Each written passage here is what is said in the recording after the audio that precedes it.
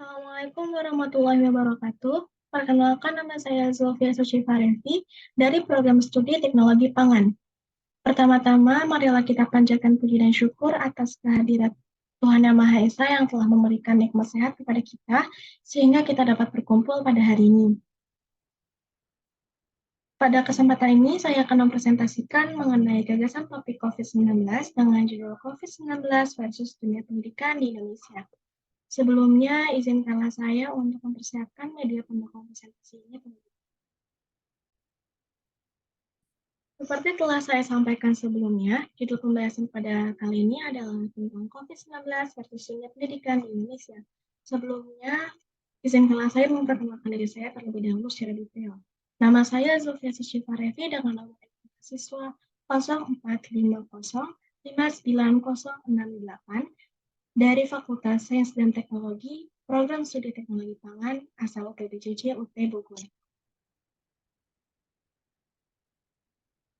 3 garis besar pembahasan pada kali ini adalah tentang COVID-19, yaitu mengenai sejarah, gejala, upaya, dan pengaruh COVID-19, dampak COVID-19 khususnya di dunia pendidikan, serta langkah tindakan dari berbagai pihak. Subtopik pembahasan pertama pada hari ini adalah tentang COVID-19. Sejarah singkatnya adalah pada akhir tahun 2019, dunia dihebohkan dengan munculnya suatu penyakit menular yang bermula ditemukan di daerah Wuhan, China. Penyakit menular yang menyebabkan sindrom pernafasan akut ini disebabkan oleh coronavirus disease atau biasa kita sebut dengan COVID-19. Sejak ditemukan, virus ini telah menyebar secara luas hingga mengakibatkan pandemi global yang berlangsung hingga saat ini. Gejala umum COVID-19 umumnya berupa demam, batuk kering, sesak nafas, hingga dampak yang paling buruk untuk manusia ialah kematian. Pandemi global ini juga merebak di hampir seluruh wilayah di Indonesia. Hal ini membuat pemerintah Indonesia dan semua pihak terkait berupaya untuk mengatasinya. Para dokter umum dan spesialis berperan dalam memberikan penjelasan singkat dan himbauan kepada masyarakat untuk menjaga kebersihan diri dan lingkungan, serta membatasi aktivitas di luar rumah.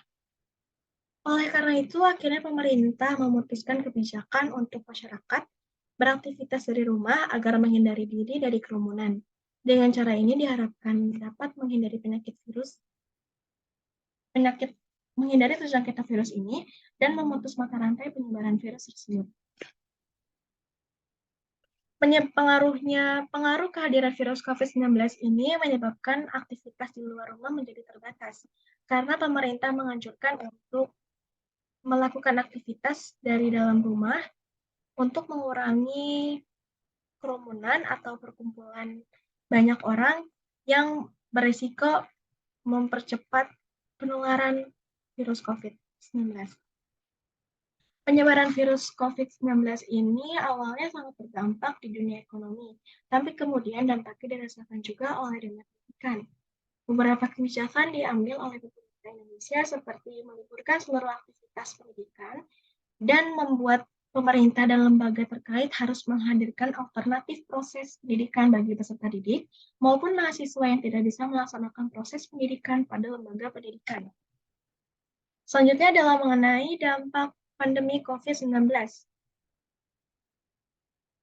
Dampak COVID-19 ini salah satunya adalah terjadi perubahan kebiasaan pembelajaran tatap muka yang semula pembelajaran tatap muka dilaksanakan 100% di sekolah, secara tiba-tiba mengalami perubahan yang sangat drastis, beralih ke daring atau dalam jaringan untuk membatasi interaksi dan meminimalisir penyebaran virus COVID-19. Akibat dari pandemi COVID ini menyebabkan diterapkannya berbagai kebijakan oleh pemerintah, salah satunya dengan menerapkan himbauan kepada masyarakat untuk melakukan physical distancing atau menjaga jarak di antara masyarakat, menjauhi aktivitas dalam segala bentuk kerumunan, perkumpulan, dan menghindari adanya pertemuan dengan banyak orang. Upaya tersebut ditujukan kepada masyarakat agar dapat dilakukan untuk memutus rantai penyebaran pandemi COVID-19 yang terjadi. Dengan adanya pembatasan interaksi, Kementerian Pendidikan di Indonesia juga mengeluarkan kebijakan yaitu dengan meliburkan sekolah dan mengganti proses kegiatan belajar mengajar dengan menggunakan sistem dalam jaringan atau daring. Dengan menggunakan sistem pembelajaran secara daring ini, Muncul berbagai permasalahan yang dihadapi oleh siswa dan guru, seperti mata pelajaran yang belum selesai disampaikan oleh guru, kemudian guru harus mengganti dengan tugas lainnya. Hal tersebut menjadi keluhan bagi siswa karena tugas yang diberikan oleh guru lebih banyak. Selain itu, beberapa siswa dan mahasiswa yang tinggal di daerah pedalaman mengalami kendala sinyal dan jaringan, hingga akhirnya terjadi kendala akses informasi yang terbatas, sehingga beberapa siswa mengalami keterlambatan dalam memperoleh informasi dan beberapa siswa ataupun mahasiswa terlambat mengumpulkan tugas yang diberikan oleh guru atau dosen. Dan bagi guru yang memeriksa tugas yang telah diberikan kepada siswa, membuat guru dan dosen membutuhkan ruang penyimpanan gadget yang semakin banyak. Penerapan pembelajaran online ini juga membuat pendidik berusaha untuk mencari metode terbaik untuk mencapai target pembelajaran yang diharapkan. Namun, di balik masalah dan keluhan tersebut, terdapat beberapa dampak positif yang dapat kita ambil. Salah satunya adalah meningkatkan kemampuan di bidang teknologi. Siswa maupun guru secara tidak langsung dituntut untuk memiliki kemampuan dalam bidang teknologi pembelajaran. Penguasaan siswa maupun guru terhadap teknologi pembelajaran yang sangat bervariasi menjadi tantangan tersendiri bagi mereka. Berbagai media pembelajaran jarak jauh pun telah dicoba seperti e-learning, aplikasi Zoom, Google Meeting, Google Classroom, YouTube, maupun media sosial WhatsApp. Sarana tersebut dapat dimanfaatkan semaksimal mungkin untuk menunjang pembelajaran. Secara tidak langsung, kemampuan menggunakan serta mengakses teknologi ini semakin dikuasai oleh para guru dan mahasiswa. Selain itu, dampak positifnya adalah meningkatkan kreativitas dalam menempuh proses pembelajaran, karena guru dan mahasiswa dituntut untuk mencari metode, memperbarui metode yang dapat mencapai target pembelajaran. Selain itu adalah orang tua lebih mudah untuk mengawasi dan membimbing anaknya dalam proses pembelajaran, yang akhirnya menimbulkan komunikasi yang lebih intensif antara anak dan orang tua, hingga akhirnya menimbulkan hubungan kedekatan antara orang tua dan anak semakin erat. Selain itu, penggunaan media seperti handphone ataupun gadget dapat dikontrol untuk kebutuhan belajar anak. Peran orang tua semakin dibutuhkan dalam hal ini untuk melakukan pengawasan terhadap penggunaan gadget, yang secara tidak langsung memberikan dampak positif bagi anak untuk menggunakan teknologi untuk mendapatkan hal-hal yang positif dan terhindar dari penggunaan gadget pada hal yang kurang bermanfaat atau negatif. Pembahasan terakhir adalah mengenai langkah-langkah tindakan yang telah dilakukan oleh beberapa pihak. Yang pertama adalah oleh pemerintah. Pemerintah telah memutuskan berbagai kebijakan untuk memutus rantai penyebaran COVID-19, dimulai dari pembatasan sosial berskala besar atau biasa dikenal dengan PSBB, kemudian kondisi new normal dengan protokol yang ketat, physical distancing, social distancing, dan berbagai kebijakan lainnya. Selain itu juga peralihan fungsi media sosial pemerintah seperti TVRI dari hiburan menjadi ruang pembelajaran secara nasional dan TV swasta sehingga pemerataan metode belajar dari desa maupun kota semakin merata.